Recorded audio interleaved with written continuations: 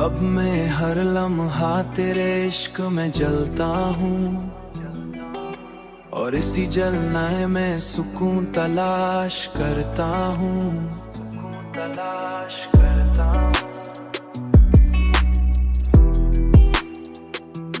मैंने जान लिया है कि मोहब्बत का सरता हूँ।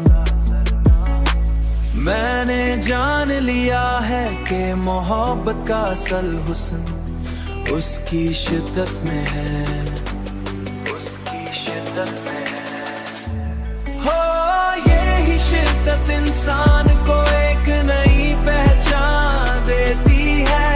तेरी याद अब भी मेरे साथ है, मगर अब ये दर्द नहीं बल्कि एक ताकत बन चुकी है, एक ताकत बन चुकी है।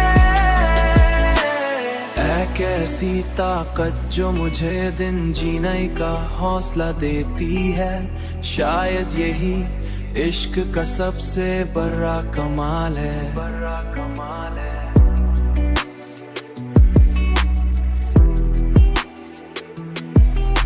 शायद यही इश्क का सबसे बड़ा कमाल है, कि वो इंसान को खत्म करके भी उसे हमेशा के लिए जिंदा कर देता है। हो ये ही शिद्दत इंसान को